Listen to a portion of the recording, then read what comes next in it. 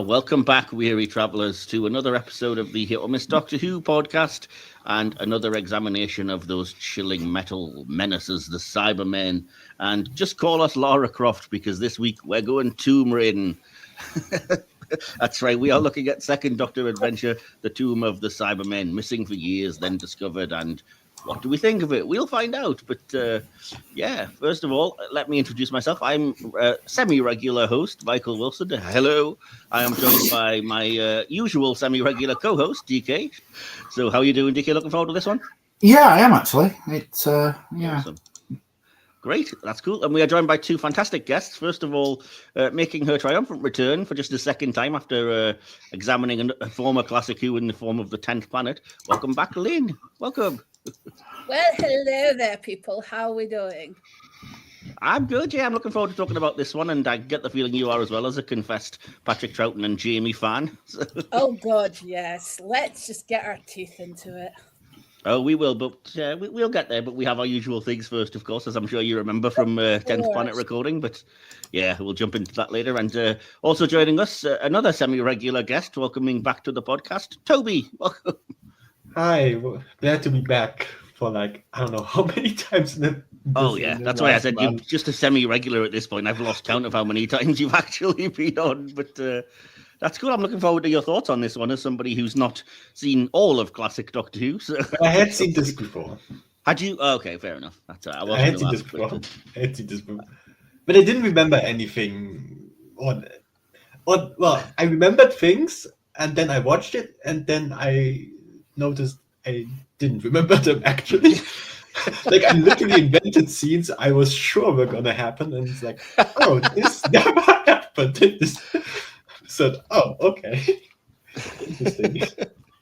So it still kind of is a missing episode for you because you've just invented scenes in your head that don't exist. Apparently. Awesome. Well, the gang's all here, so we're going to do what we always do. We're going to set the TARDIS coordinates and just start off by diving into the vortex.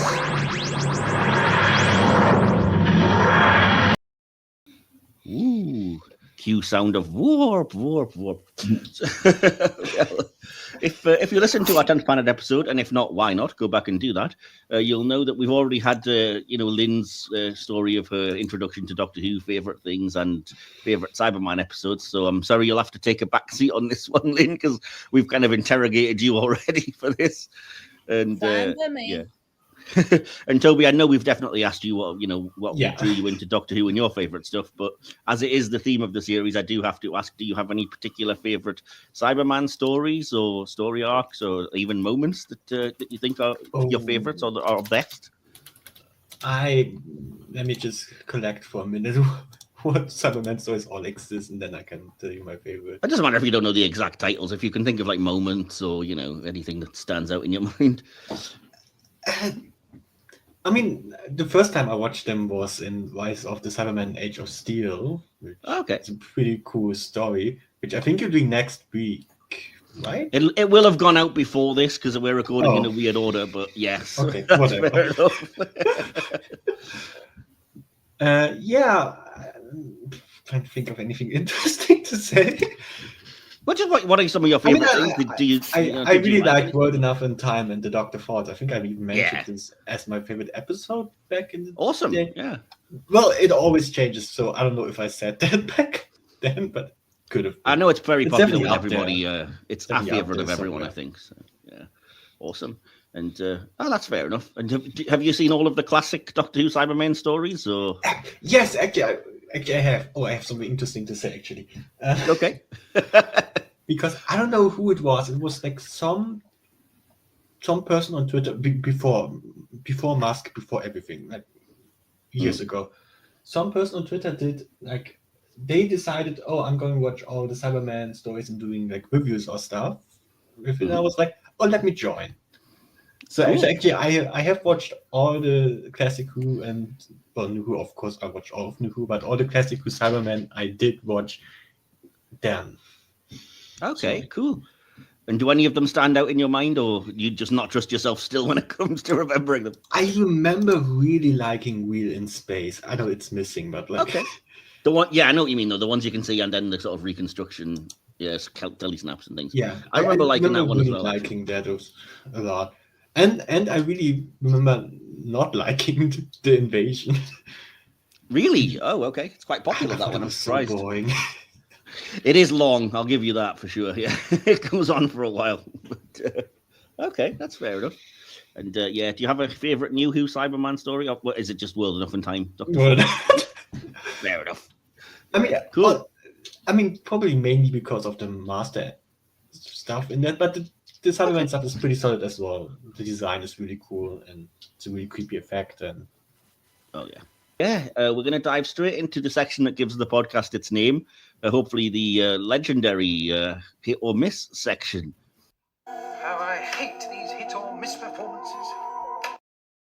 And, yes, if we keep saying it's legendary, it will eventually come true, and people will start knowing our name. So we'll see. But yeah, I always kind of just give this little bit of preamble. If you are new to us or you're not familiar with how we do things, the hit or miss section is where we just pick random things from anywhere in the universe, or I do. We ask if it's a hit or a miss, just debate it back and forth between us, try to come to a final consensus, and then leave that there. Just a kind of mini sort of, quick fire Doctor Who opinions round, more or less. And what I've been doing lately with the podcasts, instead of kind of picking things, is to sort of do this lottery style and have a series of various things that it could be that we could hit upon by asking, just to pick a number. And again, I should say there will be Cyberman things mixed among this because that's the theme of the series that we're doing, but it won't be entirely Cyberman based because I feel like that would get boring, and hopefully that's not the only thing that we hit. So we'll probably do 4 or 5 of these. We tend to do that anyway. And Toby, you're the newest guest in the area, so I've actually picked 15 things today to choose from. We're not going to get to them all, obviously, but if you'd like to pick a number between 1 and 15, and we can see what you're going to hit. 7. Number 7. Oh, wow, that was an odd choice. I don't even know if you've seen this. It is a classic Doctor Who serial. It's nothing to do with the Cybermen whatsoever, but it's on the list. Hit or miss for the Pirate Planet. Have you even seen it, Toby, first of all? I don't think. Wait a minute. Which series are we? It's part of the Key to Time series, which would be. Oh no, I haven't. No, I haven't. Okay. Well, so you have no strong opinions either way. We can pretty much move on from that one then. So Lynn, I'm going to have to chuck it to you then. Have you seen the Pirate Planet, and what are your thoughts? This is Key to Time, isn't it? Oh, it is. Yeah. You're not a fan then. I like. This is definitely Tom Baker era, isn't it? Oh yeah. Yeah. My dad grew up with Tom Baker, and so did I, because I got introduced to Tom Baker as well. But he didn't end up being my favorite Doctor as an adult. McCoy's and my top Doctors. As I said on the previous recording, I love my Scottish Doctors, and McCoy is Scottish.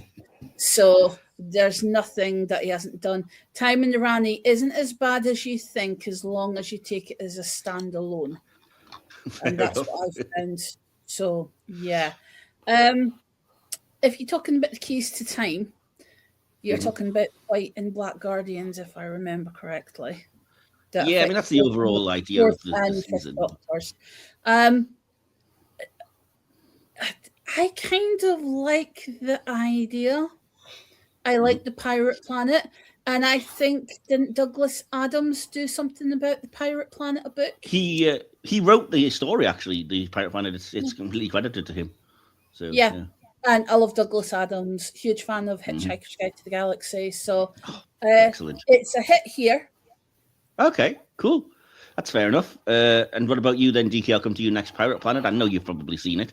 And what are your thoughts? Hit or miss?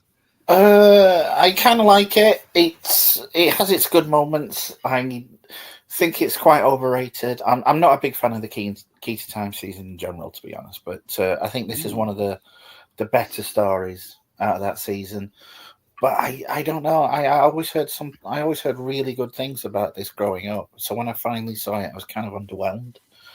Oh, okay. Right. It's all right. It's all right. But considering it's Douglas Adams, it's no City of Death.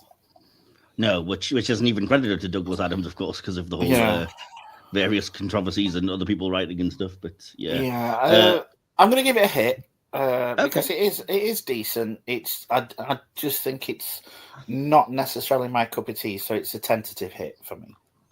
Okay, I'm kind of on a similar page. I think I'm kind of more positive than you are, DK, but not quite as positive as Lynn. In that I like this a lot, and again, I'm a massive Douglas Adams fan, huge Hitchhikers fan, so I'm kind of predisposed to like anything that Douglas Adams wrote, and I do think there's just enough of that Douglas Adams quirkiness in this. And like you, I don't particularly like the Key to Time season, DK, but again, I think this is probably the best story of that, if not one of the couple of the best amongst all those. What is it, 4 or 5 linked stories? 5, I think. Yeah, I think 5. Yeah, so I think it's probably the best kind of use of that. And I like some of the twists. I like the actual titular planet, Calufrax Minor, being the kind of spoiler alert, what the kind of Key to Time segment that they're looking for. And yeah, the crazy villains are kind of very. You kind of have to lean into the camp of it and accept that. I think, obviously, because. It's not being attacked by a robot parrot. Yeah, I mean, you can't take it seriously, but that's Douglas Adams for you, really, isn't it? So you can't. If people start accusing Doctor Who of being a bit too camp, then you've got to somehow wonder what show they've been watching. You can't complain about that. So, yeah, I mean, for me, it's a hit. I really, like I said, it's the best of that season for me. And again, it's Douglas Adams. Like I said, it's not amongst his best work. Things like City of Death or even Sharda would be better, but it's still good. So I'm still going to say hit. And that's 3 hits out of 3, because Toby didn't have an opinion. So I guess we'll call that a hit. And so far we're doing well. Fair enough. Well, Lynn, we may as well come to you next. Then, did you want to pick a number between 1 and 15, but not 7 because that's gone? I'll pick 15 then. Ooh, actual number 15. Well, again, not specifically Cyberman related. This is a character. And it's a character from an era that, again, me and you are defenders of. Hit or miss for the Master, as played by Sacha Dhawan in the Jodie Whittaker era. Maybe you can be first. Amazing evil villain. Okay, that's my daughter. Amazing evil villain. She absolutely adores him as a master. She's a fan. Awesome. She is a fan. She's a fan of the villains. Cybermen. Nice.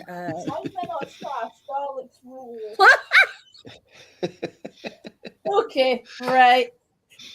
I'm reviewing Cybermen. It's not Daleks, darling. I loved him as a master. I thought he played the line between madness, genius, and cold, calculating ice in the eyes. I kind of thought he played it the right way. And I cannot get out of my head that song. If you know what I'm on about, please don't. The Boney M song that he dances to in Power of the Doctor. Yeah. Every time I now hear it, I see the master dancing. And it's the Dalek and the Cybermen staring at each other.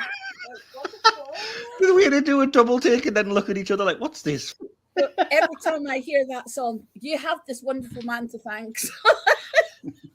It's a complete hit. Keep on dancing, mate.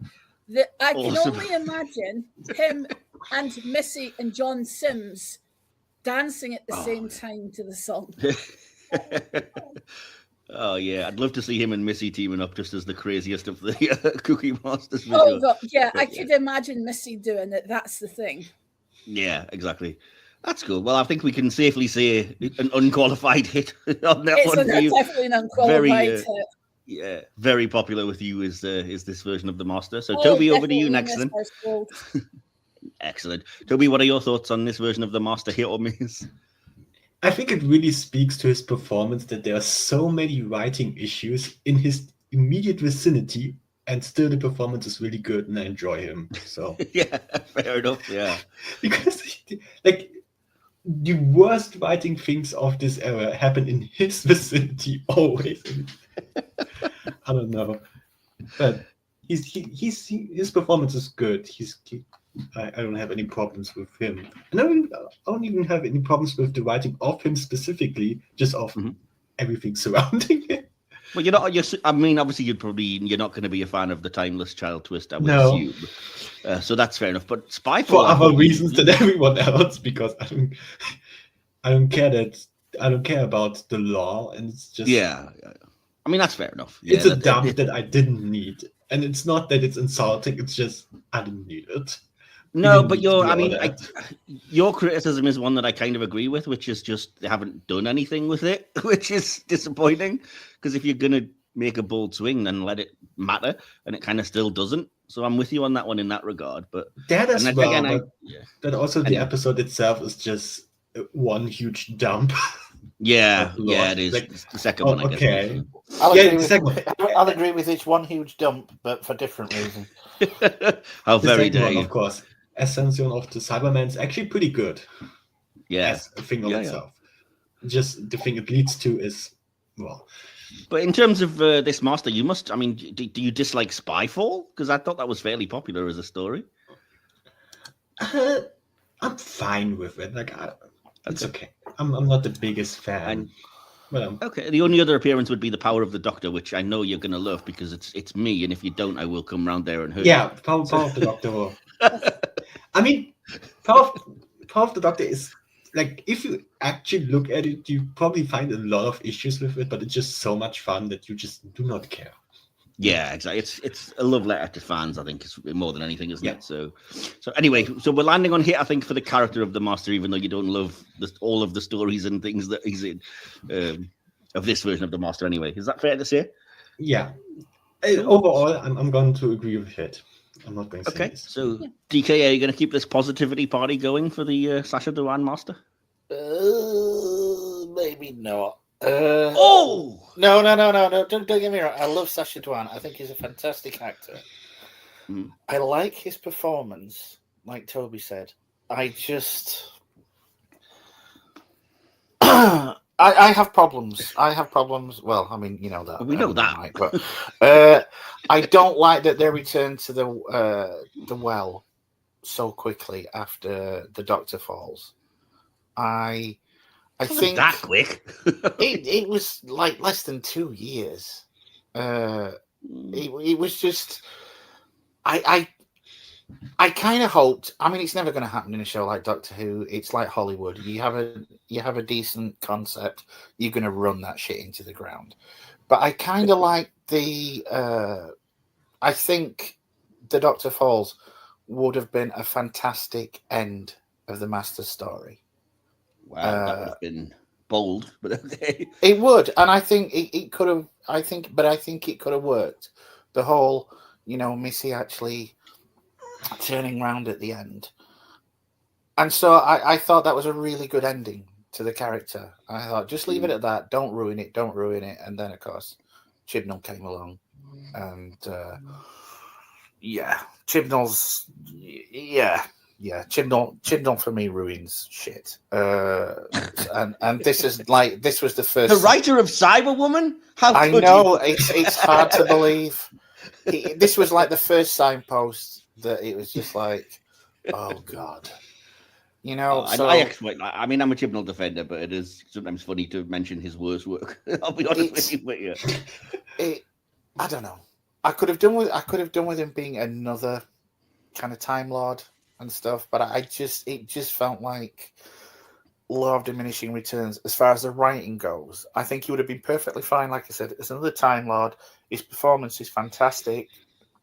He chews that scenery up like nobody's business, and I think he's a fantastic actor. I just don't like how Chibnall handled him. Okay. I think you speak for a few people that I think when it comes to the actual character being used, because I know a lot of people who just never accepted him because they didn't like it undid kind of Missy's redemption. But I never bought that anyway, to be honest. And the Master always comes back and always kind of, in every new incarnation, gets increasingly crazy anyway. So I didn't think, that the Doctor Falls would be a definitive ending or that the Master was fully redeemed or anything. But I didn't think it. I thought maybe, I don't know, maybe 10 years down the line when they're struggling for concepts. I didn't realize Chibnall would be struggling that quickly. And so, did you see Series 11? Yeah, fair point. But it's just, Yeah, I would have Notice loved. that I would have. staying quiet on this. Now you're not. I would have loved, absolutely loved them if they would have taken the bold step of drawing a line under the Master after Missy. I think that would have given the character a perfect ending. But you know, it is what it is. So Sacha Dhawan, yes. The Master, no. So I'm just going to go right on that line and just say neither for me. You're going to call it a hiss. Yes. or a mitt. I'm not quite Which sure is, you know, but you know, if we're going to do a hiss, we're going right back to Anthony Ainley in the pantomime. So, out of curiosity, would you have been happier if Sacha Dhawan had been, say, the meddling monk? Just randomly, then? Any other Time Lord, I would have taken him as a monk easily. He would have been fantastic. Like I said, I just think it's for the amount that Missy was used with the previous Doctor, I thought it warranted a rest. If it wasn't going to be a rest, and Chibnall just kept hammering shit into the ground. So okay, well, I mean, I kind of see agree with that, but I'm also just so many years. I'm kind of over it. Like I just made peace with that, so I'm not even mad at it anymore. But I do kind of agree that at the moment, I was a little, maybe not as annoyed as you, but I was a little, kind of wish they kept that a little longer. Like I would have never said bury the character forever. Like I feel like the Master is too iconic to do that, but I do kind of agree. Maybe it would have been nice for like 4, 5, 6 years, you know, a little bit of a break. But I'm at peace with it now. I'm very much in disagreement with the guys here, and I'm totally on the same page as Lynn, because I really love this incarnation of the Master. I think I might actually prefer him to Missy, to be perfectly honest.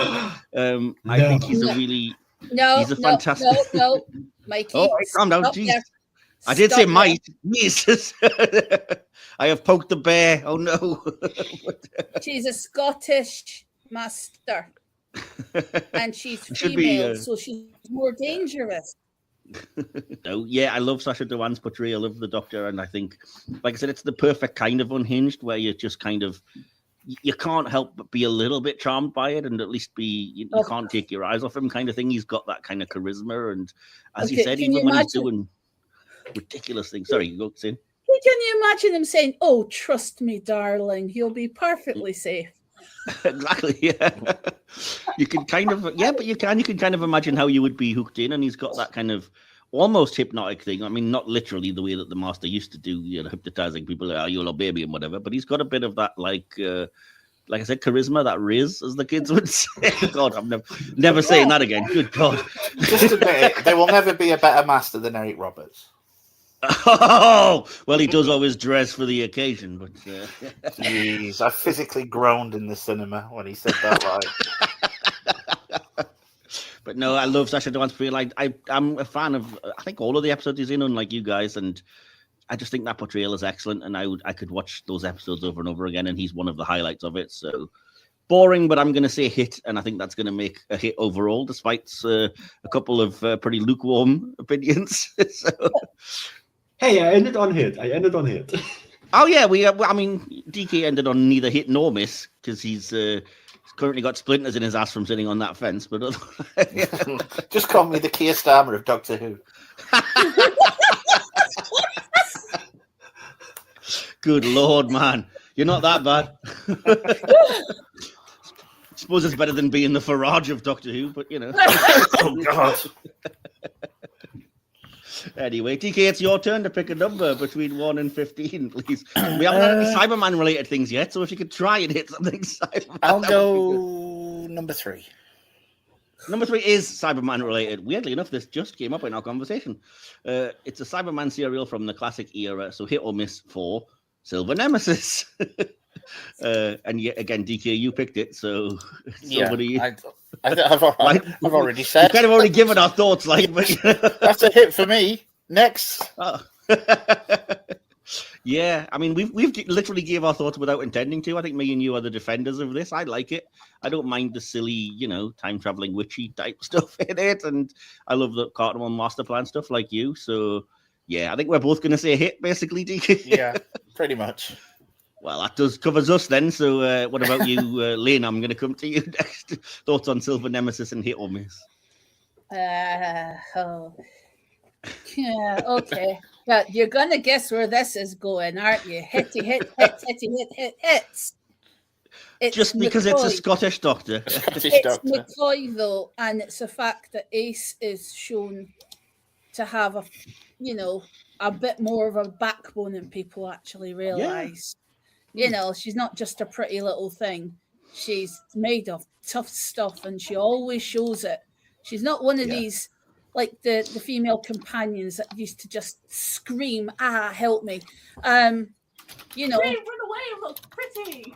The Nitro 9, she loves her chemistry lessons, She's got a baseball bat that's charged up by the hand of Omega in the funeral parlor. What's not to love? You've got the Cybermen, you've got the castle, you've got the, That's a castle? Oh God, I said the magic words to Biddy. In Silver Nemesis, there is, So what's not to love? Yeah, in the end, the Nazis get it. So, and it's Sylvester McCoy's a doctor that, while he's quite fun, he gets his spoons out. He's got quite a dark side to him, and it's very manipulative. And you see it in Silver Nemesis. That's a good point, actually, and I kind of hadn't remembered that a lot of people that criticize Silver Nemesis, I think, forget that it's important to the Doctor's progression, and he even mentions it in Curse of Fenric, that it's part of that ongoing, like you said, manipulation and the darker sort of route the Doctor goes down. And you're right, it is actually it's a strong story for Ace, where she does get to actually kick ass, and she's not afraid of the Cybermen as well. Again, even though Silver Nemesis is not a popular choice, hit with us anyway. What about you, Toby? You did say you'd seen all the classic Cyberman stories, so I assume that includes Silver Nemesis. There is evidence of the fact that I had seen this.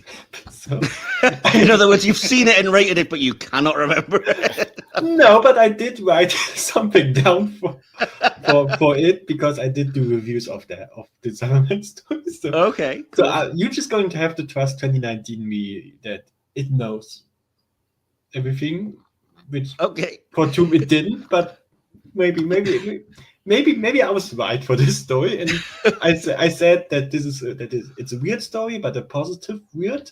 I like the side cast and the Doctor and Ace. The story was pretty creative. I just was not a fan of the visual presentation of it. I thought the location was ugly. Okay, fair enough. I mean, I gave it a 9 out of 10, so I must have liked it. That's definitely a hit, I would say. Then I would say between the lines for there. That's cool. So that's surprising, because that's 4 out of 4 hits, which I would not have expected. It's a less popular story among kind of the Doctor Who fandom at large, but I'm pleased to see that that's 4 hits from us for that one. So that's awesome. Well, we'll do one more then, and Toby, I'll give you another chance to actually pick something that you have seen, because why not? So, did you want to pick a number between 1 and 15 and hope that you get something you can have an opinion on? 9. Okay, number 9 is actually related a little bit to the episode that we're reviewing. It is a companion, hit or miss for the character Victoria Waterfield. And again, Toby, I do know that you've at least seen one episode, because she is in Tomb of the Cybermen, so at the very least you can base it on that. So hit or miss for Victoria. I must have watched probably all episodes, because I think I watched all the Second Doctor stuff. Okay, I think most of her episodes to be fair are missing. To be honest, maybe I didn't see all the missing ones, but I did see all the existing ones. Yeah, I don't think there's many. Yeah, that's Twitch. I honestly don't think there's any other than Tomb of the Cybermen that fully exists that she's in that I can think of. I'm probably forgetting one. Oh, Enemy of the World, was she in, maybe? But anyway, yeah. Most of her stories I know are missing, so... I mean, I like her. Like, she's just a fun presence to be around. Mm-hmm. And she has one, but I'm not going to spoil it for now, but just one very funny line, I thought, in this episode that cool. I will mention. That. But you, so what do you think of her in general then? I mean, from what you've seen, at least in Tomb of the Cybermen, do you think she's an effective companion, or? Yeah, I mean, she's fairly fresh in that story, so it's always... It literally is the story after she joins, yeah. I know that That's right. It's always this, in the first stories, there's always the same kind of motions of new companion stuff. And yeah, I like her. Yeah. Okay, cool. DK, just to mix it up, I'm going to come to you next. Hit or miss for Victoria? I don't know. I was a hit, I guess. I don't have, because most of the stories aren't, kind of there.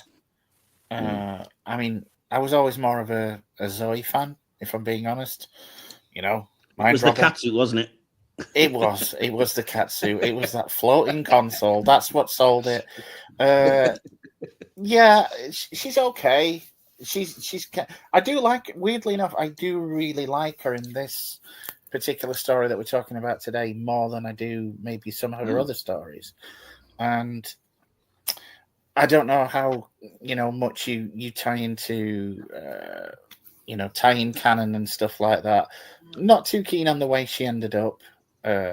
What do you mean, the BBV production stuff? Yeah, the downtime thing. I thought she was, she came across a bit harsh in that. Yeah, I mean, she's perfectly fine. She's never been one of those companions that particularly stand out for me. I'm going to say a hit, but because she's pleasant enough. I think she doesn't stand out enough. Yeah, that's fair enough. What about you, Lynn? What are your thoughts on Victoria? Would you say she's a hit or a miss? It's a thinker. I'm sticking on the border here for this. Oh, wow, okay. You're languishing around the Cumbria area. A hit or a miss. I'm staying Alex.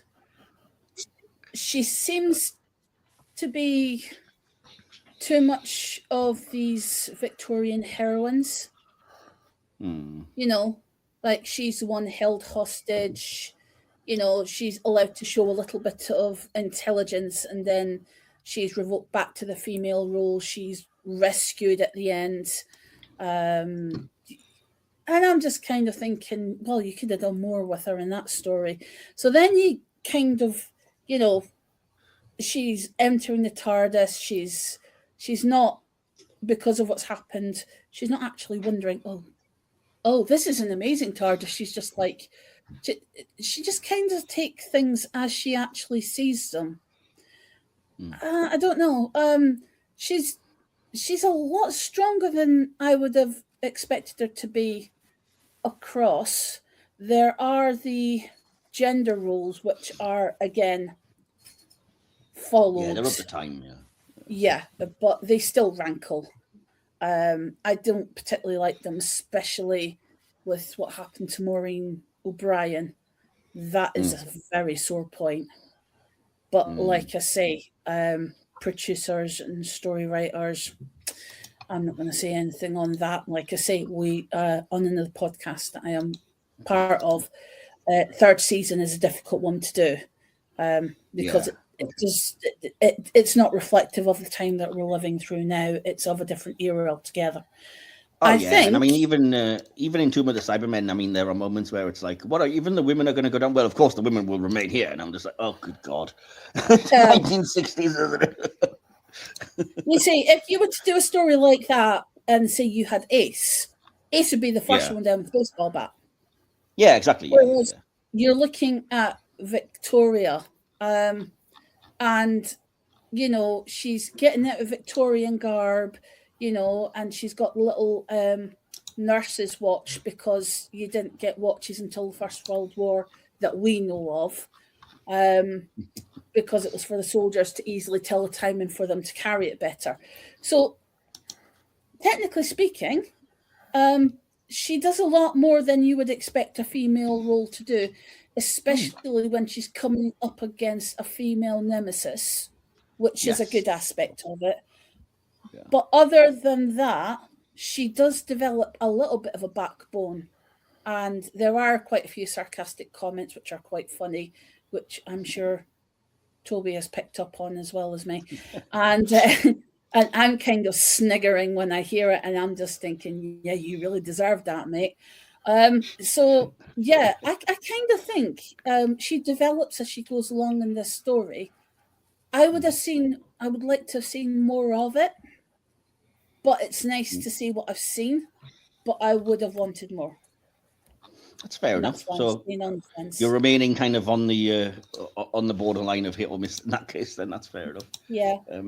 Yeah, I'm gonna be the rare sort of completely positive one because I really like Victoria. I think partly because I really like Deborah Watling. I think she's a really charming. If you see her in interviews and conventions and stuff, she herself is really nice, and you know she's actually a much stronger woman than the character she played. I think got a chance to be sometimes, although as you said, she's actually quite a bit stronger than you might expect for the 60s, and especially for a character from where she's from. And even in Tomb of the Cybermen, she does get to do a little bit of defending herself against the Cybermats, and as you said, against the female villain and stuff. So there's bits and pieces there. So yeah, I like what she does. The character, my one criticism is that I wish they'd done more with the fact of where she is from, because you rarely get companions from the past, and you have a TARDIS team with her and Jamie that are made up entirely of people from, you know, ancient times, more or less by our standards, who are just completely nonplussed by the TARDIS and time travel and Cybermen and all of these modern things. And I'm like, if it would be nice to do a little bit more with that and have them be a bit more wowed and be like, what the heck is going on? But they just take to it pretty easily with no problems. All these crazy computers and, you know, weapons and stuff. And I'm like, a little bit of like shock and awe might have been nice. But again, I get that you can't really devote too much time to that because it would drag the story down. But other than that, like I said, I think she's quite forward thinking for her time. She's a good step forward to feminism and stuff in Doctor Who. I think she didn't get enough time because she left after like one season, unfortunately. But I do like what she and she's in some of the most iconic stories like Abominable Snowman, Web of Fear and stuff that are really good. So I'm gonna say hit, and therefore I think tip her just over into hit overall. So I think that's fair enough. So yeah, I'll cease the rambling there then, and I think that was 4 hits basically, so all positive despite some of the critiques that we have. We can't really be too negative on that. So we'll leave the hit or miss in the TARDIS rearview mirror, as it were, and we will move on to the bulk of our episode. The episode review, as I said, is going to be the Tomb of the Cybermen for this week, and we will start, as we always do, by activating the time-space visualizer for the behind-the-scenes information for this episode. That meant that you could just tune in and see any event in history. Yes, that's exactly what this is. No, Doctor, you're kidding. Which I'm going to be handling for you this episode. So, again, apologies if it's a little bit of a dry reading, and if anybody wants to jump in and chime in with anything at any point, feel free. But I will just go through the bits and pieces that I've got. I think there's some interesting stuff among it. So, The Tomb of the Cybermen is the earliest serial known to exist in its entirety, starring Troughton as the Second Doctor. It's also the only known complete Cyberman story produced in the 60s, and introduces the concepts of the Cyber Controller and Cybermats, both of which would be reused in later Cybermen stories. Peter Bryant, who'd previously been assistant to Jerry Davis and been newly promoted to script editor on the Proceedings story, was allowed to produce this serial in order to prove he could take over from Innes Lloyd as the producer later in the season. Bryant's own assistant, Victor Pemberton, acted as script editor on this one, but left the series after production of this serial was finished, deciding he didn't want to be a script editor. When Bryant's eventual promotion to producer came, Derek Sherwin became the script editor. The working titles for this story were The Ice Tombs of Telos and The Cybermen Planet. This story was produced at the end of the 4th recording block, but was deliberately held back to season 5, something we've talked about a little bit with the 10th planet as well, despite the fact that a next week caption was prepared for the final episode of The Evil of the Daleks, suggesting that it was originally intended to end the 4th season. When the team were not filming, it was known for the people controlling the radio-controlled Cybermats to chase Deborah Watling around on set. So, safe to say it was a pretty nice atmosphere, I think, there. Following the transmission of the first episode, the BBC head of drama, Sidney Newman, personally congratulated Peter Bryant on what he had seen, which Bryant later recalled, "Coming from the man who created Doctor Who, that was the ultimate compliment, even more so seeing as it was my first job as producer." However, the serial also attracted controversy. On the 26th of September 1967, Kit Pedler appeared on the BBC series Talkback, hosted by David Coleman, to defend the serial against parents who thought it was too violent. Not necessarily where you thought I was going when I mentioned controversy, did you? But there we go. Christopher Barn of the AV Club was less positive. He said that the story's flaws are awfully apparent today due to the huge gaps in story logic and some really unfortunate racial stereotyping. I think is the criticism that often comes up on the story and kind of justified. In 2010, Charlie Jane Anders of IO9 listed the cliffhanger to the second episode, in which the Cybermen break out of their tombs, as one of the greatest cliffhangers in the history of Doctor Who. 11th Doctor actor Matt Smith cited the Tomb of the Cybermen as one of his favourite Doctor Who stories. It is one of many missing, or was one of many missing wiped stories. Then in 1991, tele-recordings of all 4 episodes returned to the BBC from Hong Kong-based Rediffusion Company. In May 1992, it was released on VHS with a special introduction from director Maurice Barry, which is on the DVD because I watched it. The VHS release topped the sales chart throughout the country. This was the only Doctor Who story from the original era to top the UK charts. Between 1991 and 2013, it was the only complete story available from Series 5 and the only complete serial to feature Deborah Watling before the complete run of The Enemy of the World was returned from Nigeria. And I did say it earlier, I clearly remembered. There you go. The story has also been released on DVD twice, the second time as a special edition with newly added bonus features included as part of the Revisitations 3 box set. In 2023, for the programme's 60th anniversary, The Tomb of the Cybermen became available to stream on BBC iPlayer. It's available internationally on BritBox. On 26th of July 2025, the serial was uploaded to a BBC-owned YouTube channel for international viewers. I haven't checked that, but I assume it's still there. So, yeah, and that's all of the BTS I have before we get into the various sections for Tomb of the Cybermen. So, anything there you guys wanted to comment on, or you were shocked by? No, not particularly, but yeah, interesting. Yeah, some interesting stuff I think amongst there. So, and I said I do love hearing about the pranks and things. Well, go for it, Lynn. Yeah, go for it. Okay. So the Cybermen had really been popular, and Kit Pedler and Jerry Davis were inspired by Egyptian archaeology for the tomb design. They wanted to write a serial focusing on the history and the background of the Cybermen, considering that in the 10th planet, Mondas was destroyed. So Telos became the new home planet, but it's mentioned in deleted dialogue from the Moonbase serial, which means it was never aired. It was actually cut. So Telos would have been mentioned there. They had to do adjustment in scenes for reintroduction of main casts, notably Victoria, because she'd only joined from Evil the Daleks. The Cybermats were actually created for this story especially. Mm-hmm. Yeah. And they were inspired by Silverfish.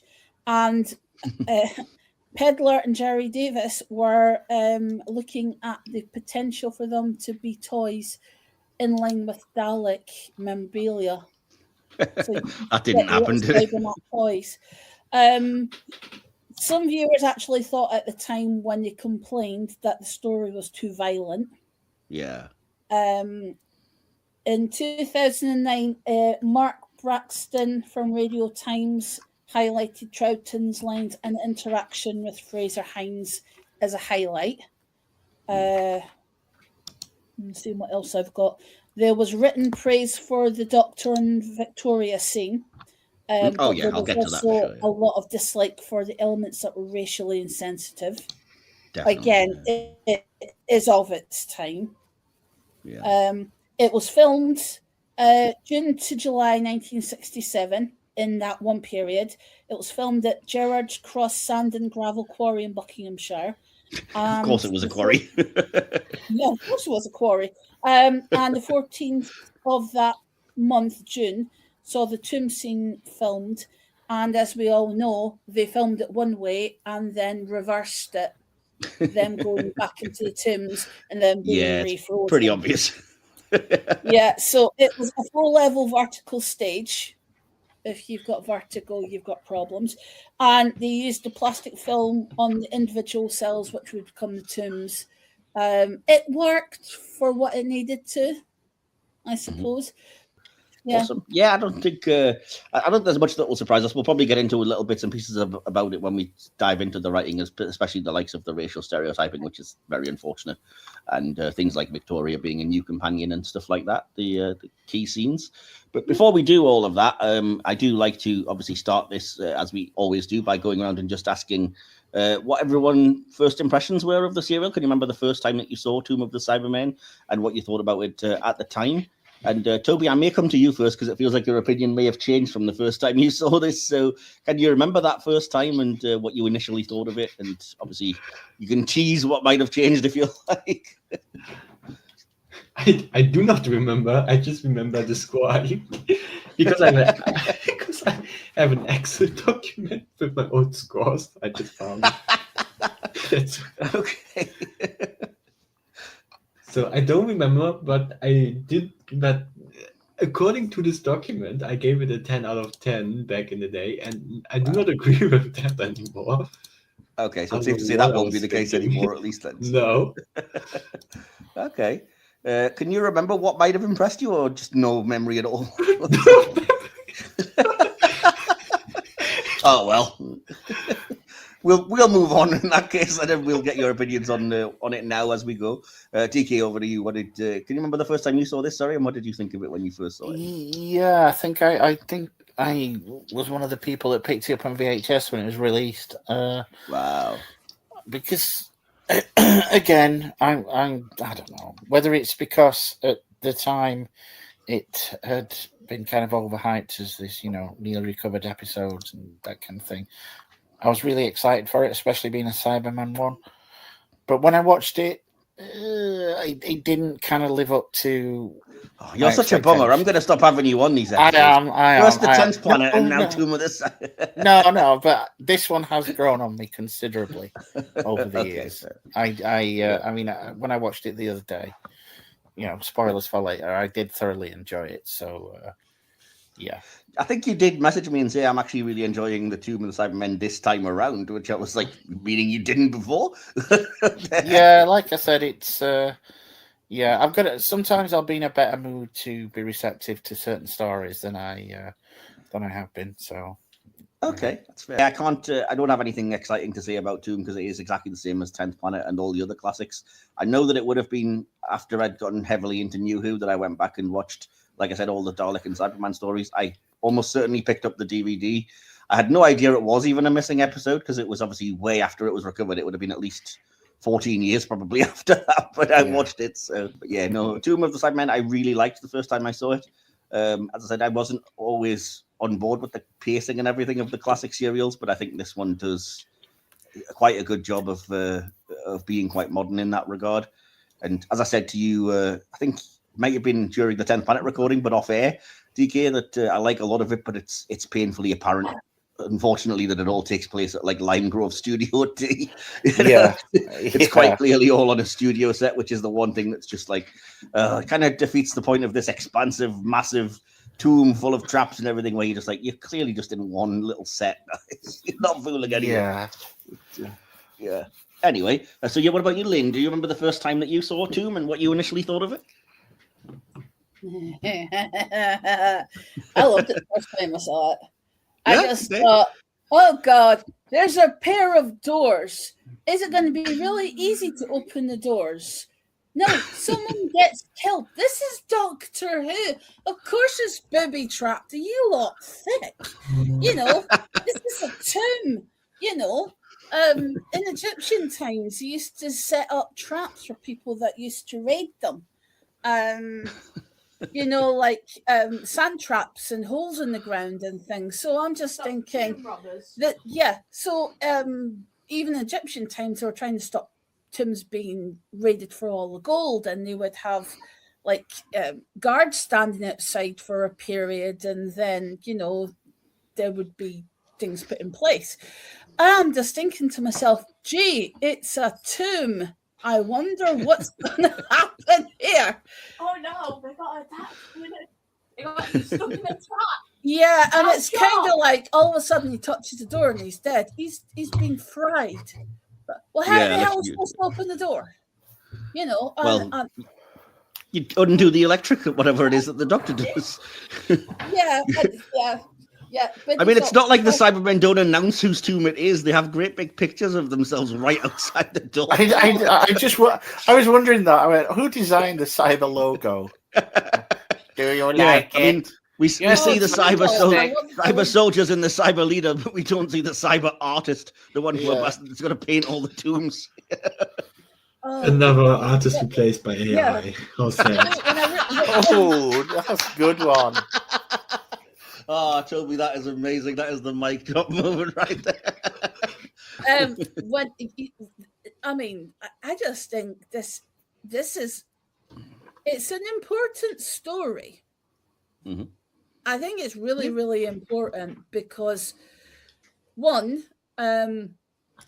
it's a dynamic between Fraser Hines and Patrick Troughton that set it up right from the beginning. It's the banter between them because they were friends outside of Doctor Who as well Yeah. as Yeah. acting together.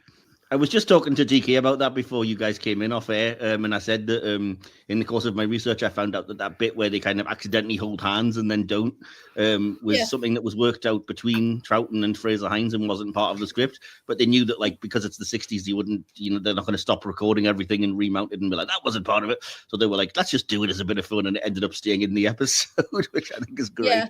I thought that was immensely funny, and they weren't aware, and then they're like, "Oh, I'm not holding hands with you." Yeah, I love that. And it's just the line because it sets the tone for it all. Yeah, I mean that's the thing. There is a lot of lightness considering how kind of dark and the storyline behind it is, and it's not played entirely for that level of darkness.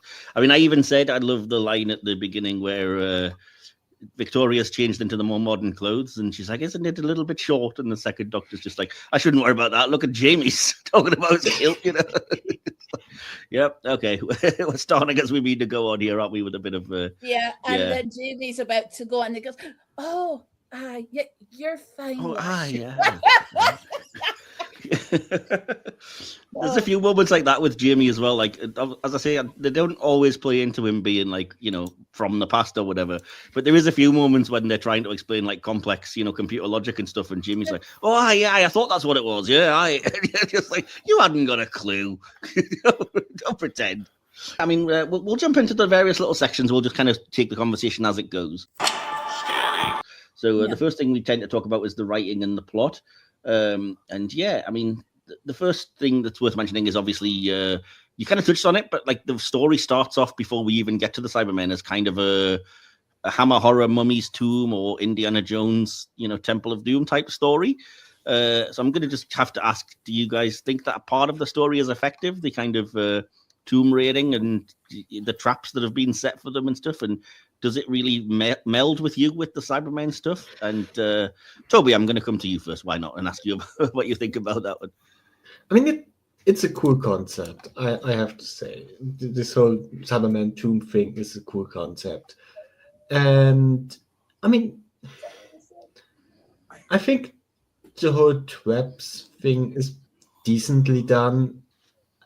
I mean, it's TV in the 60s, so there's not going to be that much elaborate stuff that maybe I wish there would be. So I have to just give it a little leeway and say, if probably for what they could do, it was a cute idea, but I'm glad that they kind of ditched it fairly quickly. I don't think that would have been nice for the whole 4 episodes. Yeah, fair enough. Do you think it works with the Cybermen storyline, or does it jar for you? I think neither. I don't think it's.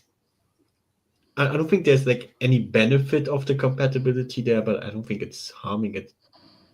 Yeah. Okay. Fair enough. I just think the tomb is just a neat idea, not just for the Cybermen specific, but just for the kind of villain they are, in the sense that they are just a recurring, longer-standing villain. So with lots of numbers. So having like a tomb thing is just kind of a nice idea. For sure. I do personally like the way that they kind of explain it as the traps were set because they want only the most intelligent to be upgraded to the Cybermen. So they were a test for everyone to see if they could solve them and were they smart enough, kind of thing. And if they weren't, they'd be dead, obviously. So I can buy that a little bit more. As you said, within the limitations of the 60s, it's not like any of the traps particularly need a genius level to our eyes to figure out, don't stand in front of the big gun that's going to shoot the suit of armor is pretty obvious, but, never mind. So what about you, DK? What do you think of the kind of the Indiana Jones-ish elements of the story? I kind of like it. it gives me a kind of feeling of trepidation as you watching it. It's you know it's obviously going to build to something. It's the Cybermen are going to be there, but I like the,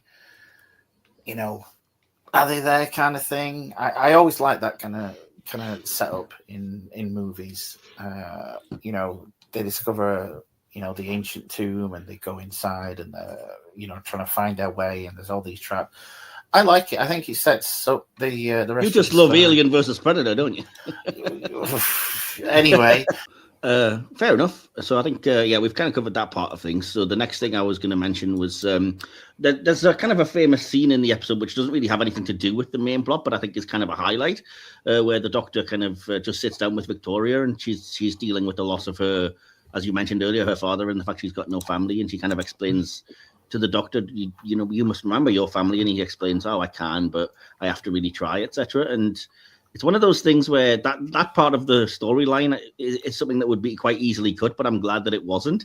Same as the stuff at the start. I mean, it's stuff that you could have gotten rid of, but it's nice to see Victoria briefly kind of acclimatized to these, new time travel ideas and have to change outfits. And then as they first enter the tomb, they are kind of addressing that she's new. And so, I mean, how do you guys think that the introduction of Victoria and her first, kind of full story as a companion is handled? And do you kind of also agree that scene is really good between her and the Doctor? And DK, I'll swing to you first on this one. I think they do a good job of introducing her and getting the character up to speed. I like the where she's kind of incredulous when they're describing it, and Trouton's going, "Oh no." I think it's a good setup. As for the scene between her and the Doctor, I love that. It's one of my favourite parts of this of this story. It does contain my favourite line from this. I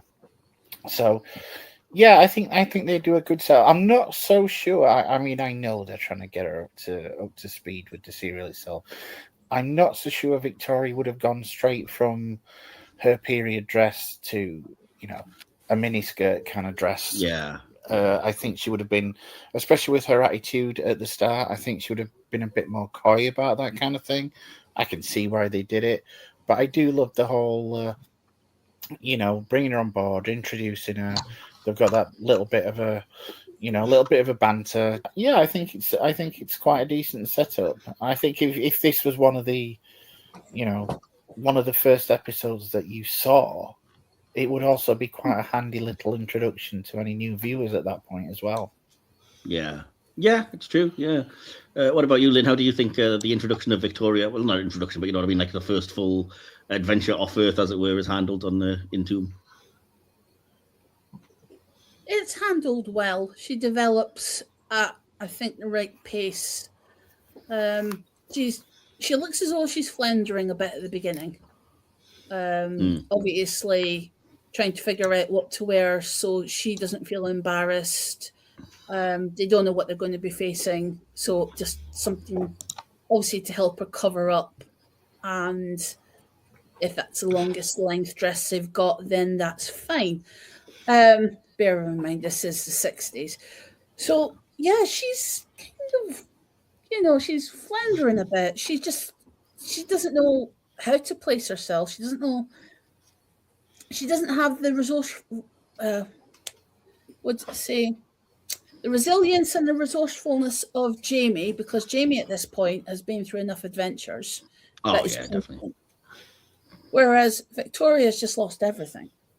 So she's just been thrown at the deep end, taken to this planet, and they come across this weird group of people, and there's just this weird vibe coming off of them straight away. Now, she's got, I think, a lot of common sense for a first-time companion. I think she's very, very fresh-faced, fresh-viewed, so she's going to be able to see from an outsider's point of view what the others might not be able to see straight away. Yeah. So, that's cool. I kind of think, it's, some of the notes that I've written down, it's like she gets stuck in that rejuvenation machine for the Cybermen. Yeah. Well, she kind of gets forcefully pushed into it, locked in by Krieg. But yeah. And the thing is, she is genuinely panicking. Yeah. She is genuinely panicking. Yeah. But it's the way the Doctor just kind of comforts her as though, oh, you know, Dad's here. Dad's going to give you a hug. It's like he's already taking on that role because he feels quite protective of her because of what's happened. So he's prepared to look after her. And because she has that, she feels that she can maybe explore when he tells her to kind of, well, no, I don't want you going down there. We've got other problems to worry about, because he doesn't trust the woman. She doesn't either. And then she's like, okay, I will do that for you. So there's already that level of trust because he's promised to look after her. So I think that's where she gets her confidence from. And that's, I think, the reason the character Victoria grows in this. And she fits in rather well. I just wish she'd been given a little bit more to do. Yeah, okay. No, that's fair enough. And I do like you that at least they had the sense to kind of, I think the Doctor's kind of nice at not underestimating her and kind of, as much as it's kind of very sexist of like, leave the women behind, I think there is a bit of the Doctor that's like, keep an eye on this, this woman, I do not trust her, but she's going to underestimate you and I think you can handle her kind of thing, So, yeah. But, yeah, that's fair enough. What about you, Toby? How do you feel Victoria's handled in the story? I think she's fairly well handled for the most part. Yeah, I mean, I agree with I don't know who said it, that she's fairly competent in this episode, and I think Doctor Who can sometimes fall a little bit too much into when a new companion arrives into like, oh, they're doing something stupid, or I don't know, or like these, or like an overreaction or an overacting of sort. And I think she is fairly well handled in that regard. She has obviously stuff that makes it seem that she's new. Of course she is, but it's all fairly well done and fairly well integrated into the story, and it doesn't stick out too much in a weird way. I also really like the scene with her and the Doctor talking about loss. It's a great scene. I don't think she doesn't get enough to do in this episode. I think she has a decent enough, quote unquote, job in this episode. I think a role in this episode. I mean, yeah, I think she's fairly well used. I mean, sure, maybe you can always use a character, an actor more, and maybe because this is her first episode, maybe you could have put more focus on her. But I think the role she has in this episode and the stuff she does in this episode is more than enough for me personally. All right, cool. Yeah, that's fair enough. So obviously, the other big thing is the return of the Cybermen, and they're kind of, I don't want to say plot, because it's kind of, they are a little bit passive at first. They are just expecting somebody to come and wake them up, and then they're kind of going to take it from there. And because they're kind of related, I think it's interesting that you have the villainous humans as part of this story as well, which is something that the 10th Planet didn't really have. I mean, the General was going progressively mad, but it wasn't like he was evil. He was just, he wanted to save his son's life, and then he was getting desperate as things increasingly got worse for him. But here we have the actual kind of almost fascist, well, entirely fascist villains in the form of Klieg and Kaftan, who are very foreign coded as well. I think DK was asking, like, what nationality are they meant to be? And I was like, I think they are just generic foreign baddies. Like, Klieg has almost a Germany-type accent because naturally there were Nazi connotations, I guess. And Kaftan, you can't really tell because it's in black and white, thank God. But Shirley Cooklin had some very unfortunate brown face makeup on to kind of, I presume, make her look a bit Middle Eastern or something that would be threatening. So. Her name is Kaftan. Kaftan, yeah. what else was the intention here? I mean, yeah. I wonder what her husband thought of her makeup, because her husband was Peter Bryant. Yeah, no, he got a cast in it, the producer of the show. So, by the way, love, you've got to wear this really funky kind of dark makeup. Why do I need to wear that? Because you're playing a Middle Eastern. What? I mean, things could have been a lot worse. Patrick Troughton wanted to play the Doctor in brownface. So, we kind of dodged that bullet. He wanted to do full-on Indian with a turban and an accent. And, thank God they shut that one down. Help.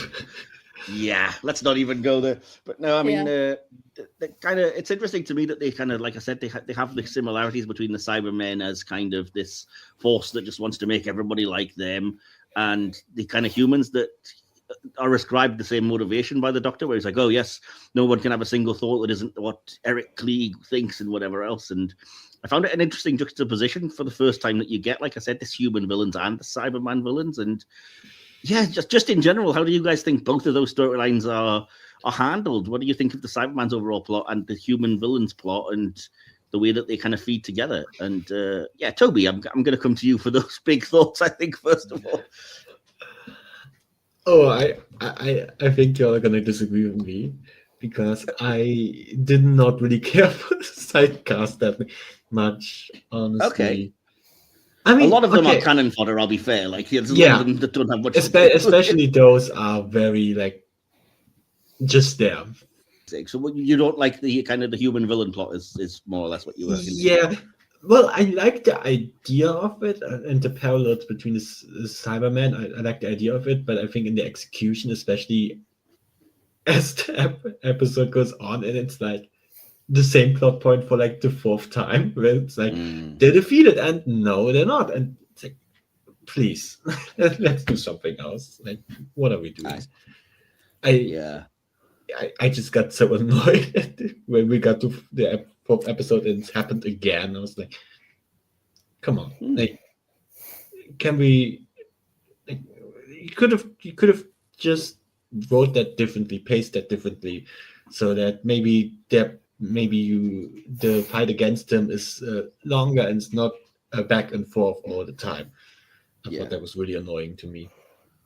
Okay, and what about the Cybermen's plot? I mean, like I said, you've got some changes to the Cybermen already in terms of their motivations, because, like you've said earlier, like Lynn was saying, Mondas was destroyed in the 10th planet, and I remember being really confused by this because I missed that line of dialogue about the Doctor having destroyed their first planet, and I was like, since when is Telos the home planet of the Cybermen? And of course it's not, it's just that they didn't have a home planet. But so yeah, the idea that they've taken this planet and they've just entombed themselves in the hope that somebody intelligent will come along and revitalize them, because apparently they need that now for the first and only time ever.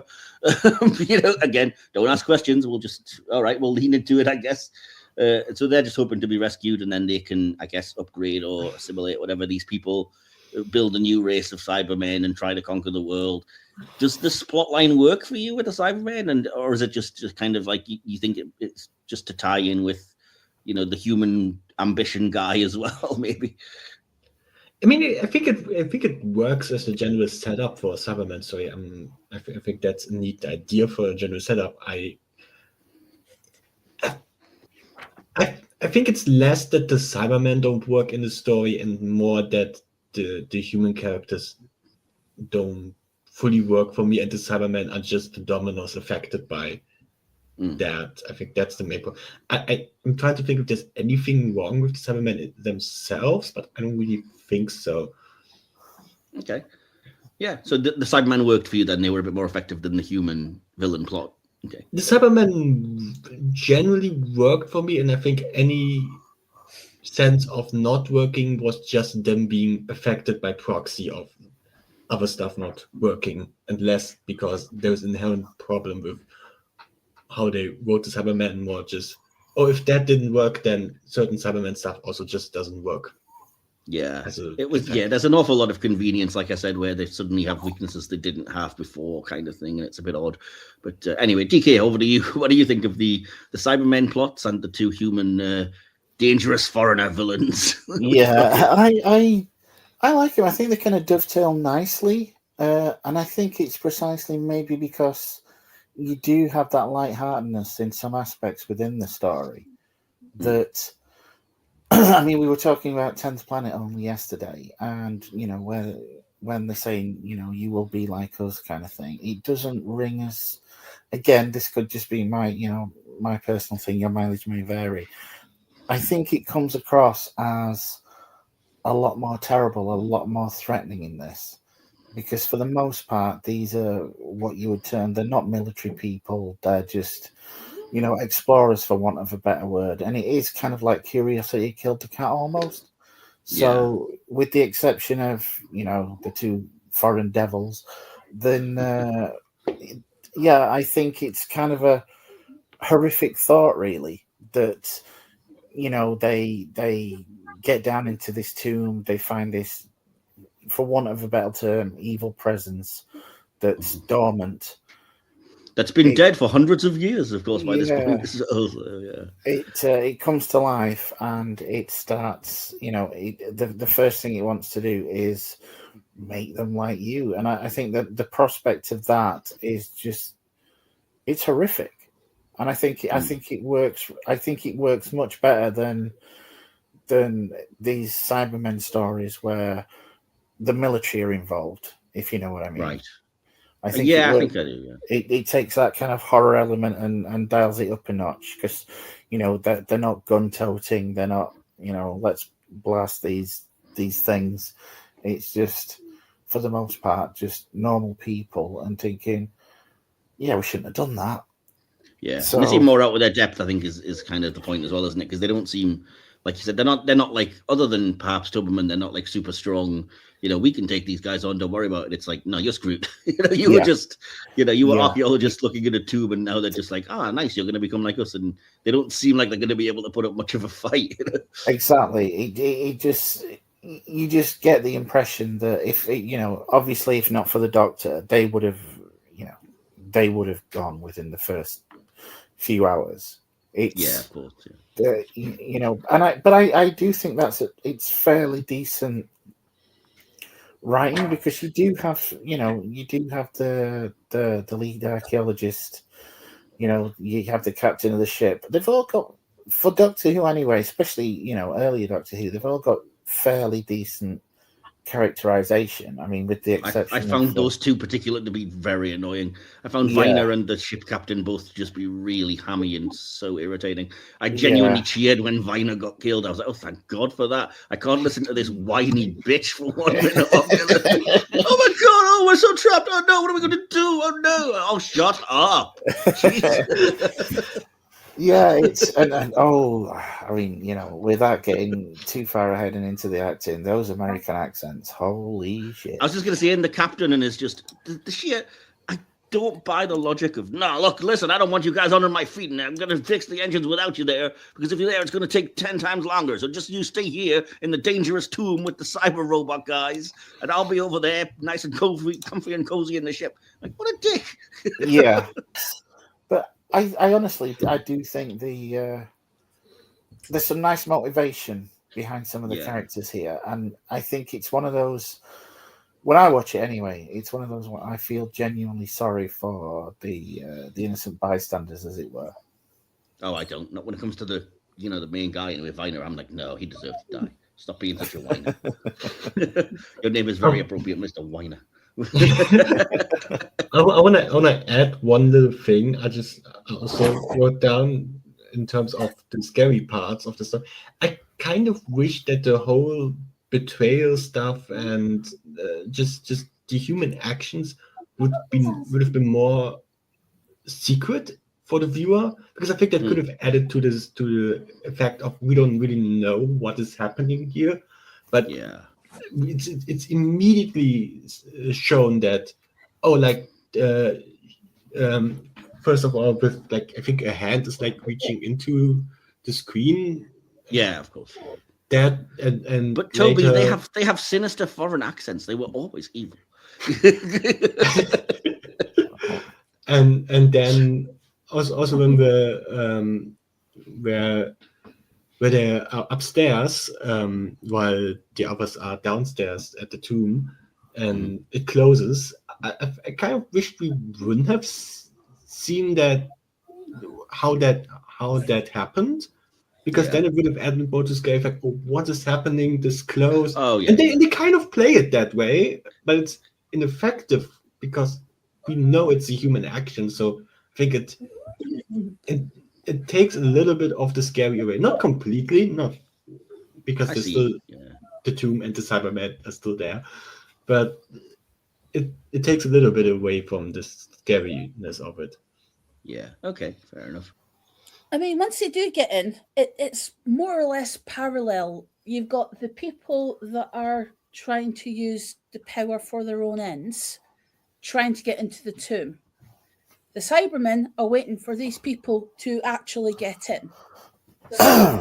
So it's a case of balancing one against the other. So it's just kind of leapfrogging into the middle and then meeting. When they come across the weapons room, I find that, you know, that guy ends up dead.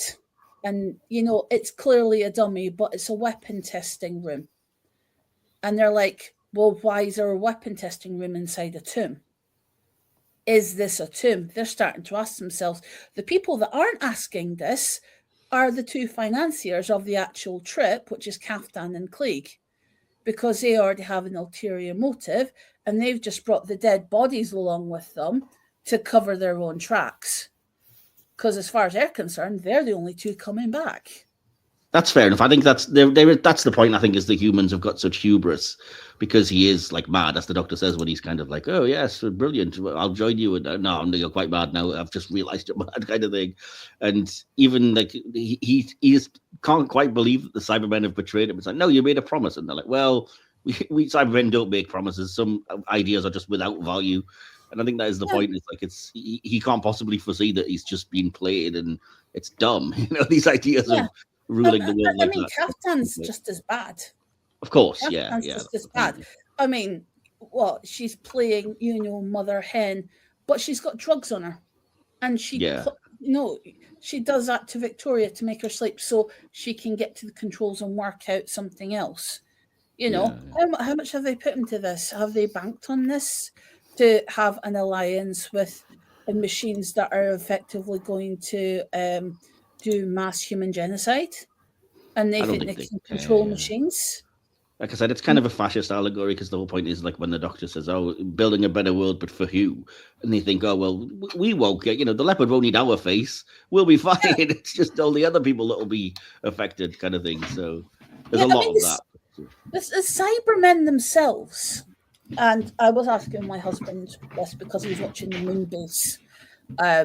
I've saw it about 6 months ago, so I've not recently seen it, and I asked him, is there any difference between the outfits of the Cybermen? And there's not many difference between the Moonbase ones and these ones. No. I also noticed some of the really tiny details as they were walking round. They actually had speakers tucked inside, you know, for the echo. And you can actually see the dots on the actual faces. Well, one thing my husband did point out, they've got Danny DeVito penguin hands, you know, with the suit because got flippers, one. Yeah, with the kind of flippery things, and then they've got the guns on top. I'm just thinking, these Cybermen, right? If you've watched the 10th Planet, say this is in the 60s, and then you watch this, you're going to be really struck by the differences in how they've evolved. Yeah, well, they do that all the time. It's what they do. Yeah, but the thing is, you're looking at maybe a 60s child, and they're going to be more frightened with how that's progressing, and they're all silver, and they'll get more captured by it. They'll get more interest because they look different. Oh, how are they different? That's the kind of thing kids really love, especially geeky kids. They're the ones that like collecting figures. That's how you're really going to pull them in.